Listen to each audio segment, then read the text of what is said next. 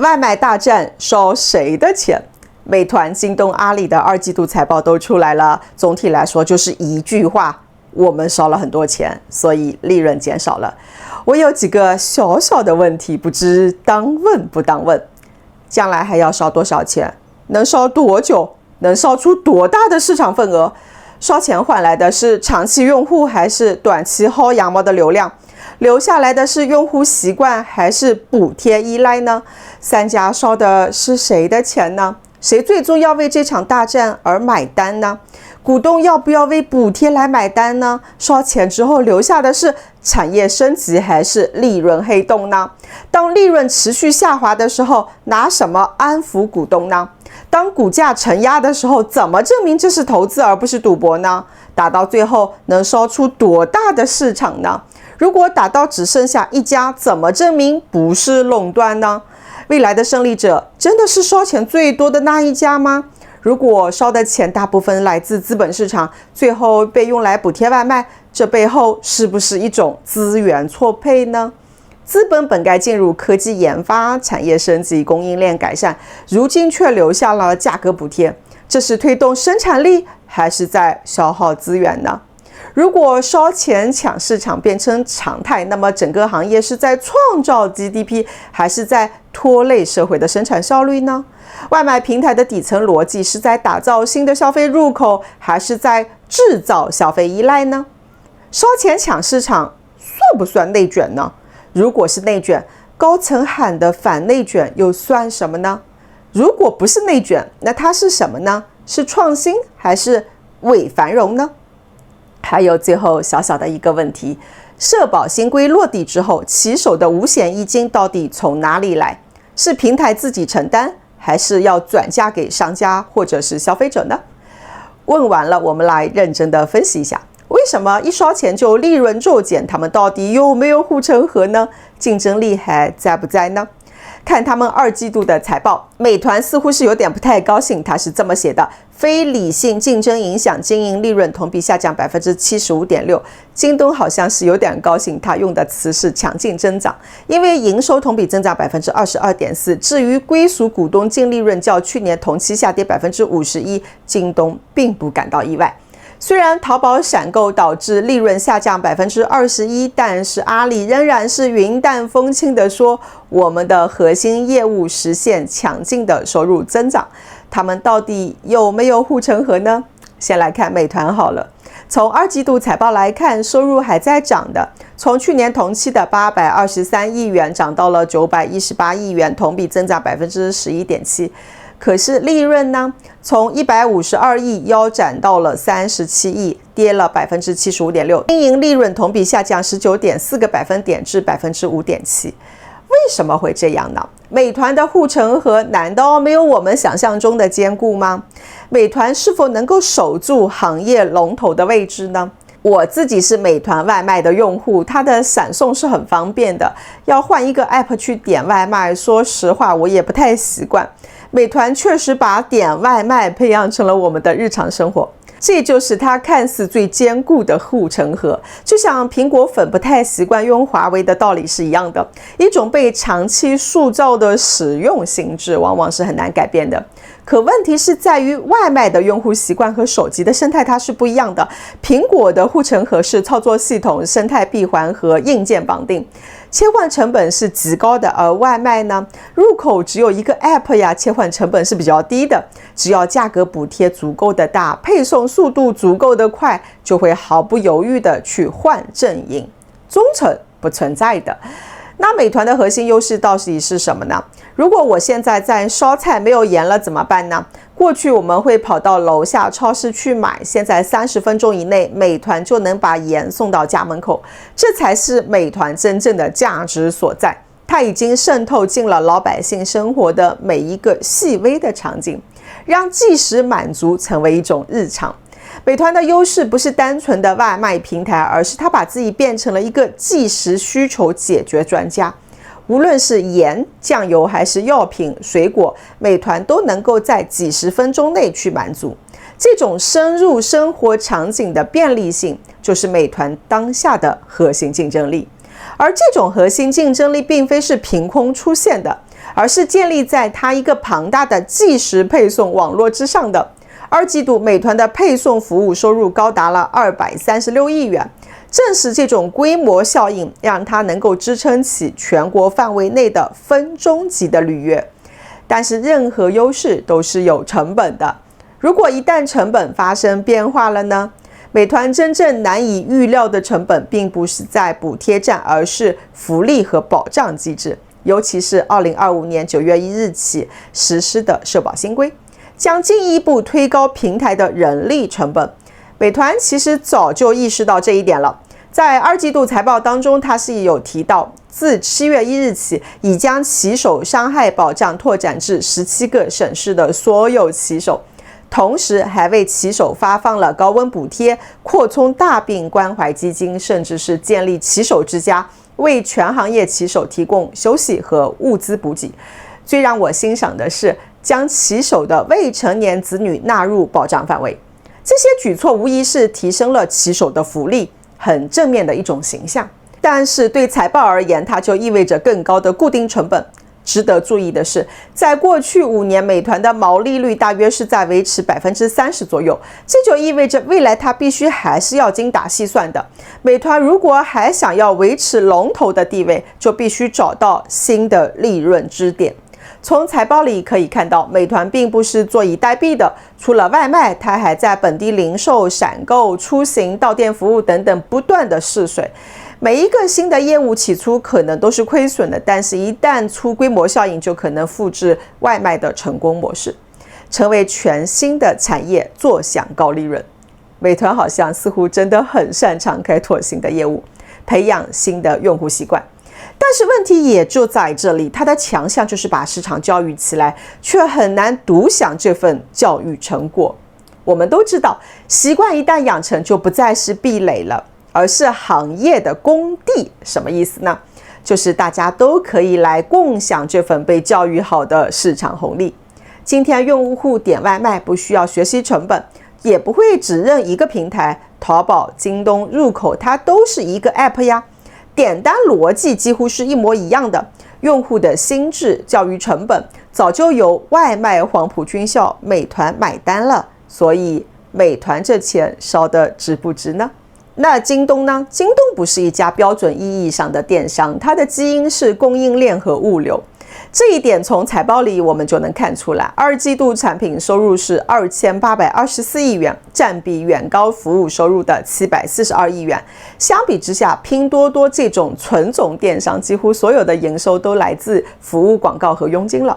这就意味着什么呢？京东是一家零售加上物流的综合体，它得自己压货、建仓、跑配送，赚的是一分一厘的辛苦钱。为什么说它是辛苦钱呢？京东零售经营利润是2023年第二季度是4.5%，2024年第二季度是3.9%。但是辛苦钱也不一定是劣势啊，还是门槛。轻资产的广告佣金的模式可以迅速的被复制，但是供应链、仓储、车队需要10几年的持续的投入。京东的护城河也就在这里。做即时电商是京东的优势，转型是可以很丝滑的。既然京东赚的钱那么少又那么辛苦，那为什么还要参与外卖烧钱呢？外卖带来的不是几块钱的佣金，而是新增的用户心智入口。当用户打开京东 App 只是为了点一杯奶茶，但是它又已经被拴在了京东的零售场景里边。停留时间的增加，使用频次的增加，自然而然就带动了其他的消费。用户点完奶茶顺手下单买一个充电线，买一个包猫粮，这些才是京东真正想要的。或者我们也可以理解为，外卖就是最便宜的广告投放。在京东二季度财报里也证实了这一点。京东集团首席执行官表示，第二季度在核心零售业务及京东外卖等新业务持续增长势头带动下，京东平台的用户流量、季度活跃用户及用户购物频次均实现稳健增长。本季度京东零售收入同比强劲增长 20.6%， 经营利润率达到了 4.5%， 创下了所有促销季度的历史新高。这是不是说明京东会赢呢？也不一定。京东赚的辛苦钱意味着也要精打细算的呀。二季度京东的营销费用高达了221亿元，同比增长28.6%，几乎与收入增速是同步的。更加值得警惕的是，9月即将落地的社保新规，美团主动披露了福利和社会保障方面的计划，而京东的财报里并没有明确的提及这个部分的计划。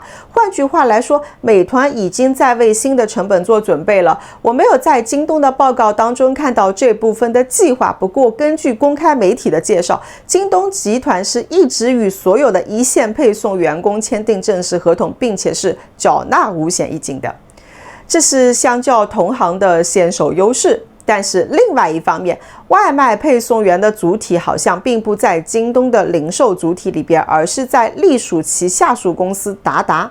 这意味着什么呢？意味着京东在财报里并没有像美团那样把社保计划给披露了，是不是通过达达这一层去消化掉了呢？我们期待以后能够在网上见到更多这方面的信息。总之，社保是影响2025年年报的最重要变量之一，配送员的社会保障和福利都将成为刚性支出，而且规模非常庞大。如果说过去外卖站拼的是补贴力度，那么未来拼的可能就是谁能替100万骑手交得起社保。其实写到这里，我有一种直觉，京东的野心很大，虽然它并没有在业绩报告里告诉我们，但是京东最是有可能挑战美团地位的一家。其实道理很简单，京东的基因就是很重，过去它能够在电商大战当中杀出属于自己的一条血路，靠的就是建物流和长期的投入。如果京东把这种重资产模式复制到即时零售，就是等于在全国范围内搭建一张更加高的密度、更加高的配送效率的网络。美团的核心优势是骑手网络带来的即时性，而京东一旦把仓配体系、快递人员队伍和外卖场景去打通，它的即时零售不只是送生活用品，而可以是送万物。当然，以上只是我个人的猜想，并非是基于财报的解读。那么问题来了，京东本来就是微利的状态，持续的烧钱，值不值呢？京东有多少钱可以烧呢？再来说说阿里，它会不会是螳螂捕蝉，黄雀在后呢？阿里是最后一个加入外卖大战的选手，他在财报倒是大大方方的说了，我们于4月底在淘宝 App 上推出淘宝闪购服务，该举措也强化了淘宝 App 在中国电商行业的领先地位。什么意思呢？就是摆明了冲着即时零售这块大蛋糕来的。但是问题也随之而来，阿里为什么要亲自下场呢？难道它原有的基本盘出了什么问题吗？答案其实很清楚，传统电商增速放缓。第二季度阿里整体收入同比仅增2%，扣除剥离的高新零售和银泰后，才勉强10%的同口径增速。电商业务虽然还在增长，但是盈利能力明显是承压的。传统电商增速放缓，流量越来越贵，拼多多、抖音电商分走了不少的市场份额。淘宝和天猫的老路子已经跑不快了，处于饿不死但是也吃不饱的状态。于是阿里就不得不寻找新的高频刚需入口，把外卖、即时零售和电商板块重新捆绑，纳入它最擅长的逻辑生态圈。用户在淘宝点单支付，通过支付宝物流由菜鸟承接，数据沉淀在阿里云里，这一整套的链路才是阿里真正的护城河。外卖在阿里二季度财报里占了相当重要的篇幅，管理层大大方方地写着，我们在即时零售的大幅投入，旨在建立即时零售的消费者心智和扩大业务规模。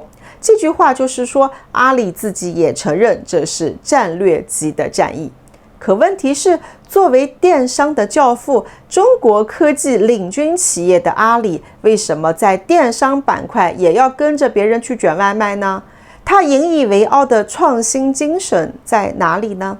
他本该是开辟新的增长曲线，却选择了在外卖里拼补贴、拼价格。难道阿里电商板块已经从引领者走向了跟随者吗？阿里选择了在外卖战场上和美团、京东肉搏，我猜应该是老饭碗要保住，新饭碗也得端上来。电商依旧是阿里的基本盘，是现金流的核心啊。阿里云和 AI 未来是它最有想象力的新故事，两条腿是必须要一起走的，才能够既稳住今天的营收，又守住明天的估值。科技要继续去砸钱，外卖大战也要持续的烧钱。阿里到底有多少钱可以烧呢？从财报的披露来看，经营活动产生的现金流净额为人民币206.72亿元，相较于2024年同期下降39%，自由现金流为净流出人民币188.15亿元，而2024年同期则为净流入人民币173.72亿元。自由现金流的下降主要是归基于云基础设施的支出增加，以及对淘宝闪购的投入。阿里当然是有钱的，账上还有5856亿的现金储备呢。但是问题不在于钱够不够烧，而在于烧了有没有效果呢？钱在哗哗的流出，可是用户的粘性真的提升了吗？补贴换来的订单能沉淀为长期的价值吗？如果烧钱只能换来暂时的热闹，等补贴退潮之后，用户会不会再次转身的离开呢？想想看，用户为什么留在抖音？因为那里不花1分钱也可以有源源不断的获得娱乐和内容啊，时间在不知不觉当中的被消耗掉了。用户为什么留在微信呢？因为所有的关系都在里边，退出就意味着和整个社会断联了。这是不可替代性的一种粘性，用户自发的去选择平台。相比之下，用户为什么要留在淘宝闪购呢？只是因为便宜吗？还是因为它真的提供了什么不可替代性的价值呢？如果答案只是便宜，那么忠诚度就是注定很脆弱的。外卖大战打到今天，看似是热闹非凡，实则是每一家都在付出代价。但真正的护城河从来不是靠补贴堆出来的，而是不可替代性的价值。抖音靠的是内容，微信靠的是关系。美团、京东、阿里，你们将如何让你的用户对你们忠诚呢？好了，你们的钱将烧多久呢？烧的又是谁的钱呢？好了，我说完了，再见。